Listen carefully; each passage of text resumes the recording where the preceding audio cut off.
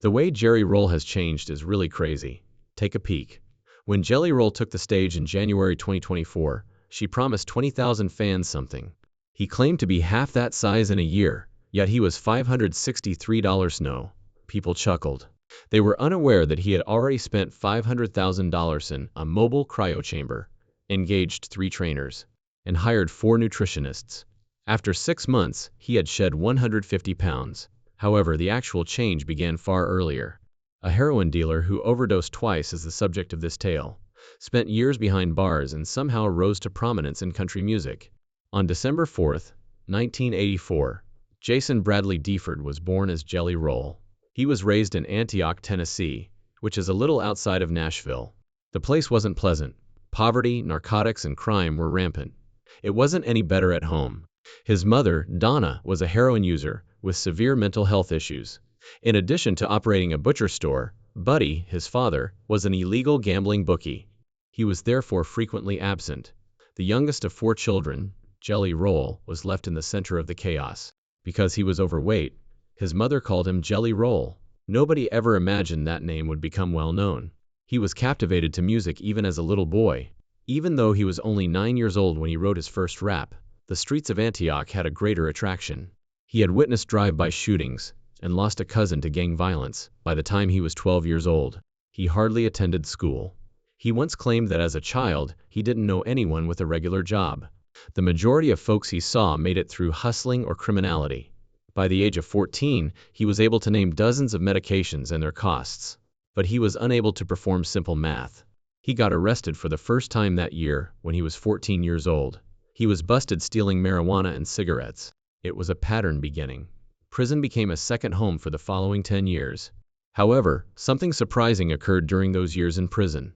While confined to cell block D at the Davidson County Juvenile Detention Center, on September 3, 2000, Jelly Roll picked up a pencil that was not even permitted to be in his possession. He composed his first whole rap song on the back of a commissary form. He was only 15. He found solace in music. He wasn't making raps about cars or parties. He rapped about the realities he lived, about suffering, and about Antioch. Rappers who were honest, like UGK and 36 Mafia, were admired by him. While working, he wrote more than 100 songs before the age of 17. Then something changed in 2002. He sang a song he wrote, "Streets Don't Love Nobody," at a talent contest at Woodland Hills Youth Center. He was heard by a visiting music instructor who recognized his genuine talent. His first demo cassette was recorded with their assistance. He laid down 5 tracks using whatever equipment he could borrow. It was strong despite its lack of polish. His first step out of the shadows was that demo. Jelly Roll released his debut mixtape in 2005. He recorded all 18 tracks in his mother's Antioch basement under the name Halfway House. His difficult life and aspirations for a better life were the subject of the songs. Hate Goes On was one of the songs that attracted attention. It began to play on the radio and at local bars. In a matter of months, it was played thousands of times on the beat. 101.1. Jelly Roll had no significant financial resources. He made 1,000 CDs with the $500 she had left over. He sold them from the trunk of his car, in barbershops, and at gas stations, wherever he could. The local rapper Hashtag was featured on another song, Think I Give a. On YouTube, the music video for it received thousands of views. His life was chaotic behind the music, but people were beginning to notice. From the beginning, drugs had played a part. He started drinking and consuming marijuana at the age of 12. He used cocaine when he was 13. By the age of 15, he was selling narcotics to make ends meet and support his mother. Initially, it was marijuana, followed by cocaine and pills. On the streets, his name became well known. Over time, his addiction worsened. He was using a risky combination of narcotics daily at the age of 18. Xanax, codeine, and cocaine. Then all nearly came to an end in 2006. After combining cocaine, MDMA, and alcohol, he overdosed. 2 complete minutes passed while his heart stopped. He was saved by paramedics. Even though he survived, it didn't stop him. He continued to use. Something didn't change until 2008 when he was sent back to prison. He signed up for 12-a-step. He began to compose music, not only for achievement but also for survival. Music evolved into a form of treatment. Then the big break arrived. Lil White, a Memphis rapper, discovered Jelly Roll's 10-minute freestyle on YouTube in 2009. He extended his hand. Together, they wrote a song titled Pop Another Pill. The date of its release was April 20, 2009. It blew up, but no one saw it coming. It was viewed online by millions of people. Jelly Roll was suddenly more than just a local performer. They established SNO, which stands for Stoner's Night Out, with Lil White and another rapper named BPZ. Year-Round, an album produced by 36 Mafia's Juicy J and DJ Paul, was released in 2011. In fact, the album made it to the Billboard charts. Jelly Roll didn't slow down though. He put out 27 distinct albums, EPs, mixtapes, and projects between 2005 and 2015. He never stopped working. He was always on tour. He posted all of it to YouTube. His honesty struck a chord with his fans. He even began holding gatherings at Waffle House eateries. To meet him, people would travel for hours on end. These get-togethers gained popularity. They weren't merely incidents. Fans never forgot those moments. Jelly Roll has more in mind than merely creating music. Making others feel seen was his goal. He shared his difficulties so that others wouldn't feel isolated. He famously remarked, "Music saved my life." As Jelly Roll prepared to release a new album in 2013, she said, "And now I'm trying to use it to save others." He intended to name it Waffle House, Weed House, and Whiskey House, a playful homage to his favorite eatery in the South. However, everything changed on July 15th, a few weeks prior to the release. He received a legal warning from Waffle House, which threatened to sue him for using their name and emblem. The entire project might have been destroyed. Rather, Jelly Roll made it a moment. He put a huge cease and desist stamp on the album's cover and changed the title to Whiskey, Weed, and Women. It was clever, humorous, and audacious. People took notice. The 22 tracks on the album, which combined hip-hop, rock, and country, were released on August 6. Songs like Sunday Morning and Creature were particularly noteworthy. They were gritty, emotive, and unvarnished. With only one copy sold in its first week, the album debuted at number 50 on the Billboard R&B hip-hop chart. That may not seem like much, but it was significant to an independent artist. The sense of realism was adored by many. Despite not charting, the title track has received over 15 million streams by 2024. It turned into an underground hit song. Jelly Roll's variety of styles, however, complicates matters. He continued to release songs from 2013 to 2020, but no one was certain of his precise role. He leaned into country and outlaw rock one year, such as in 2016 when he was with Struggle Jennings and Juan and Willie. In 2017, he made a triumphant comeback to polished hip-hop with a stunning Catastrophe. He didn't fit into any one category, and the music business wasn't sure how to handle him. It was unclear to radio stations which playlist to play him on. Streaming services were unable to categorize his sound. The danger was not something that record labels wanted to incur. He felt invisible as a result. He told Billboard in 2019 that he didn't feel like he belonged anyplace. "I'm too hip-hop for country, and too country for hip-hop." It's similar to being homeless musically, he remarked. That rejection was quite painful.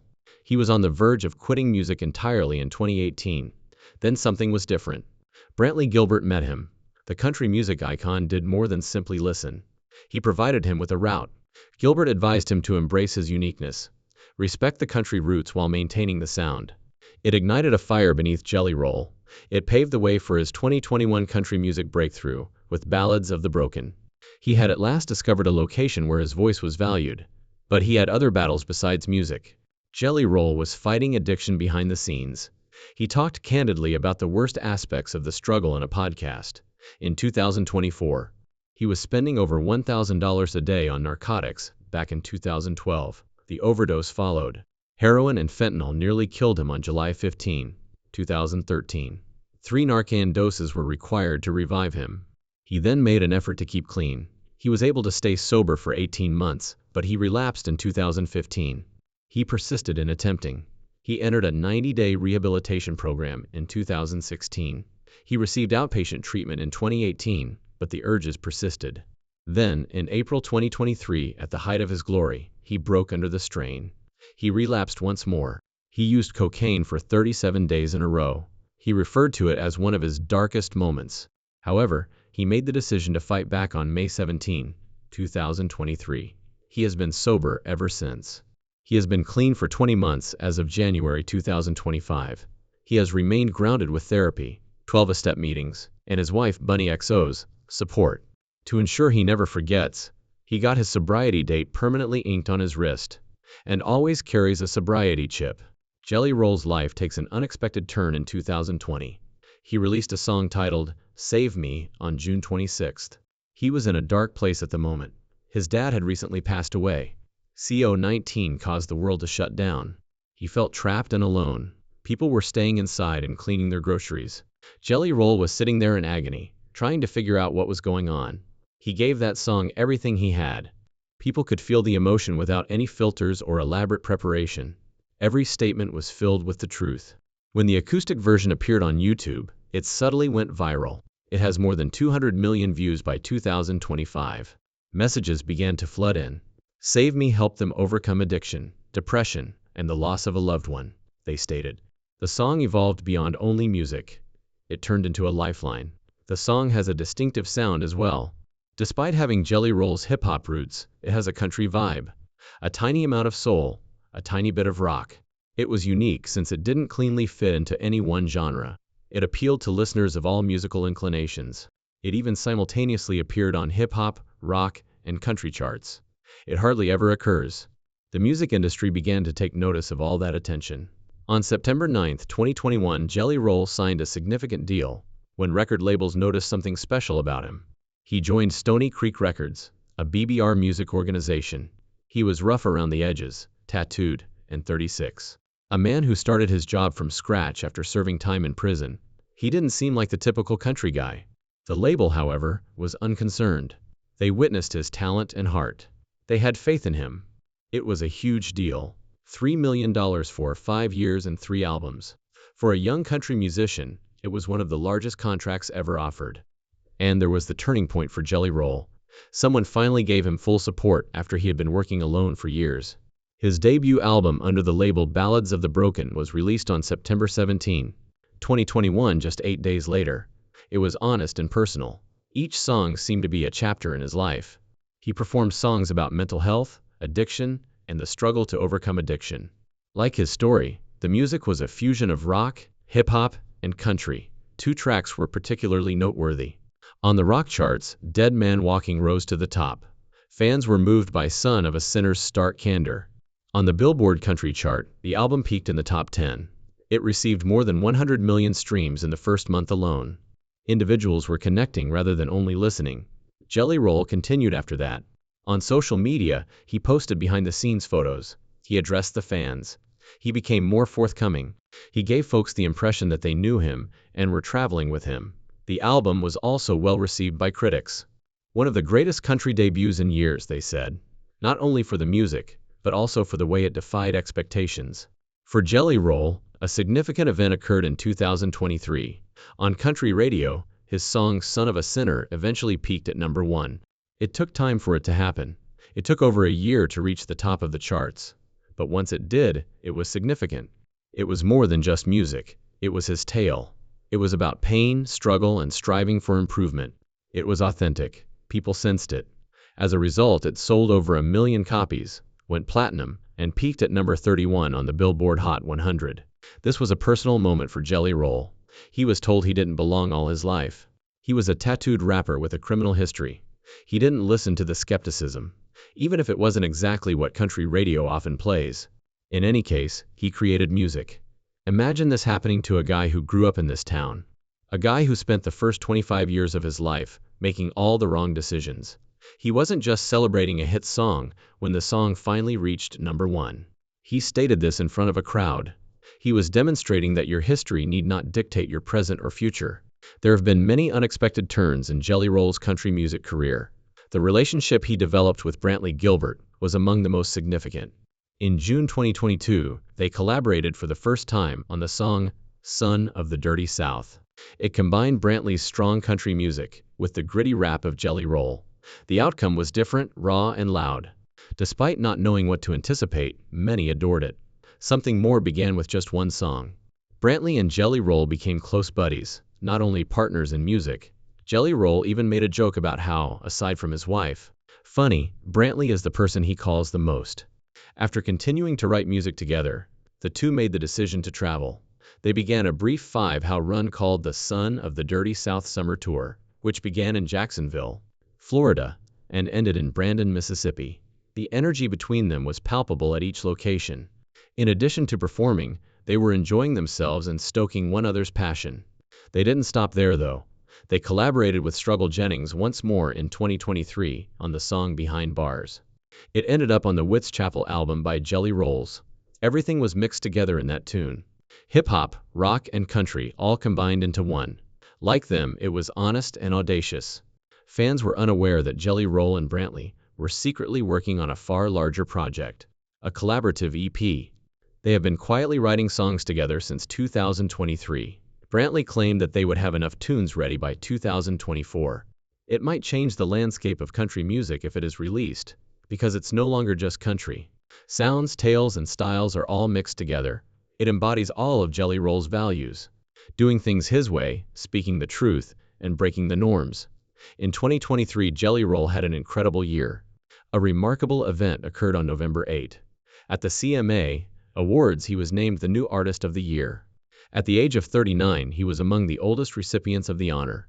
You could sense how much it meant to him as he said, "Success is on the other side of it. Keep going, baby," as he took the stage. And he dropped the prize backstage just when it looked like the right time. It broke. But he laughed instead of becoming angry. He made a joke about the broken trophy being like his life later on TV. Real, yet messy. His album Wits It at Chapel was released on June 20 of that year. It was no ordinary album. It was intimate. The church he attended as a child inspired the title. There was a bit of his tale in each track. He wrote all 13 of the tracks. Well-known people also participated in Lainey Wilson, Yellow Wolf, and Brantley Gilbert. The album broke records in addition to touching hearts. It made its debut at number 2 on the top country albums list and number 3 on the Billboard 200. For a first country album, that is enormous. Faith and second chances were themes in several of the songs. Bailey, his daughter, was one of the causes. He was deeply moved by her recent decision to get baptized. Songs like Dancing with the Devil and Halfway to Hell were influenced by it. The album received accolades from critics for its authenticity and emotional impact. Jelly Roll wasn't content to stop there either. For his 2023 Backrod Baptism Tour, he went above and above.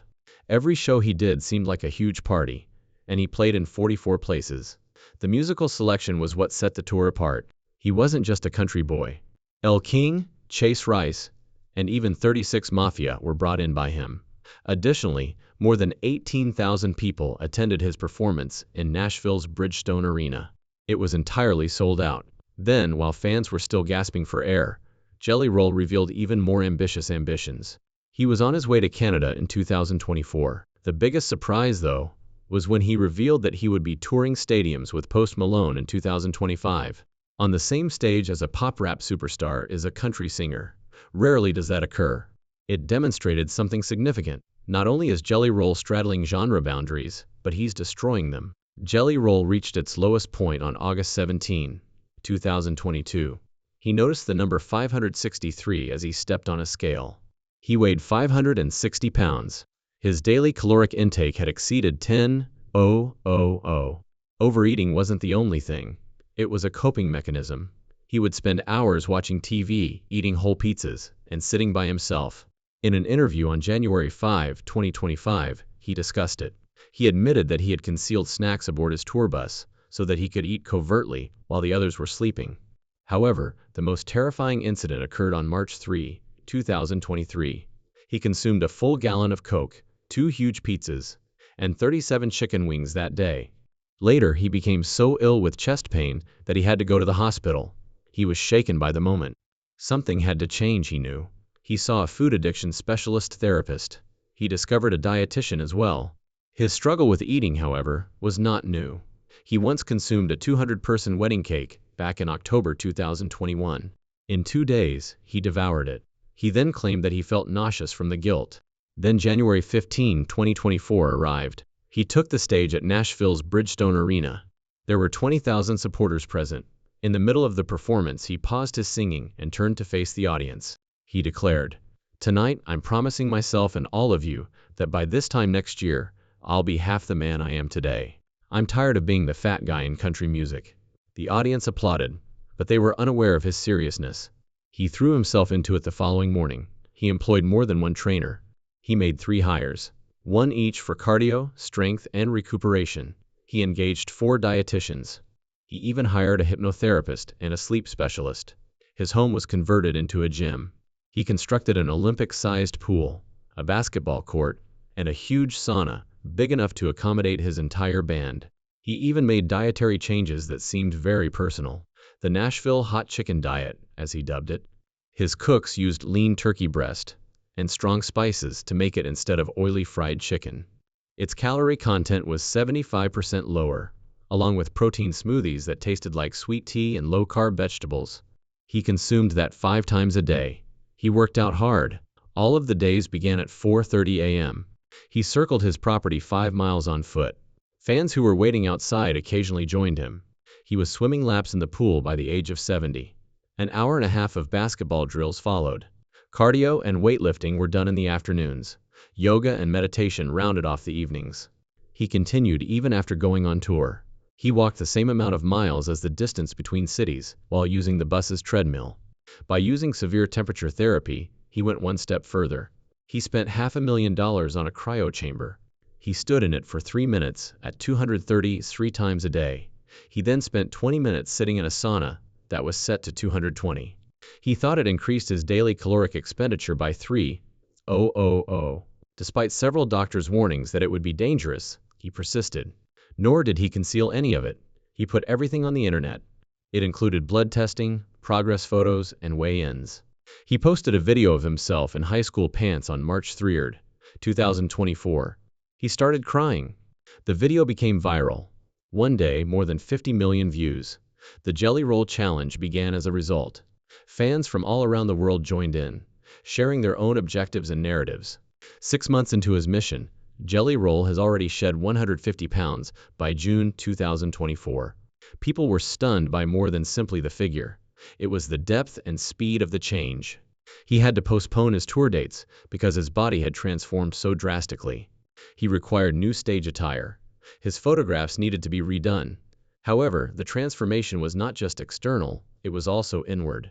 In an attempt to emulate him, more than 500,000 individuals joined his Facebook support group. He started to see why his dietary difficulties had persisted for so long. It was more than lousy habits and lack of resolve. Binge eating now set off the same brain patterns that made him seek narcotics. Diets are ineffective because they fail to address the underlying problem. Everything changed for him when he saw that. He ceased to treat his addiction and eating disorders as distinct issues. Rather, he collaborated with experts who assisted him in seeing the big picture. His anchor was therapy. He had been attending therapy 5 times a week since September 2022. That's over 500 hours of confronting difficult realities and reliving past grief. During a specific therapy session in March 2023, a long-forgotten memory of abuse surfaced. Although it hurt, it gave him insight into the origins of some of his injuries. He also became a member of Overeaters Anonymous at about the same time. Even when it wasn't easy, he showed up for meetings 3 times a week. Then July 2023 arrived. He spent 72 hours in the Mojave Desert hideaway. For the first 2 days, there was only intense emotional labor and no food. He began to recognize the harm that some relationships had caused him, which enabled him to make some difficult choices. He continued to experiment with different techniques. He made an attempt at horse therapy. He employed hypnosis. He even participated in professional psychedelic sessions. He hadn't spoken to his father in 15 years, but one session let him forgive him. He later talked about the reunion that resulted from that session in an interview, his voice shaking with emotion. Jelly Roll made the decision that he needed peace before upheaval in early 2024. He equipped his tour bus with a meditation pod. He would sit for half an hour and take a deep breath before each performance. This movement wasn't limited to wellness. He had experienced a panic attack on stage in February 2024. He had to leave the show in the middle. Meditation started to become a must after that. He also started using music in a different way, not to create hits, but to let out his feelings. Every day he wrote. He had more than 300 pieces by the end. Each one aided in his recovery. But perhaps not all of them will be made public. Losing weight wasn't the only physical change. He started practicing Brazilian Jiu-Jitsu in September 2023. It was control, not simply exercise. It involved developing self-control and concentration. He obtained a blue belt by the end of 2024. He even performed some of the movements on stage to remind himself of his progress rather than to brag. He also used therapy with extremely high temperatures. He switched from freezing cryotherapy to a heated sauna 3 times a week. It made him feel more rooted and improved his quality of sleep. He bought a mobile cryosa for $500,000 so he could take it on tour because he believed in it so much. Jelly Roll remained candid about his mental health throughout it all. He discussed having borderline personality disorder in a significant interview in April 2024. It had damaged his relationships, he claimed. His career had suffered as a result. In a private moment, he also acknowledged that earlier that year, he had thought about ending his life. He went even further detail in an August 2024 podcast. He talked about how confronting the unpleasant memories that therapy had evoked helped him to get past them. Fans bombarded him with messages following the episode. Not only compliments but also tales, hardships, and pleas for assistance. Perhaps the most potent aspect of his journey was that not only did he transform his own life, but he also inspired others to begin transforming theirs.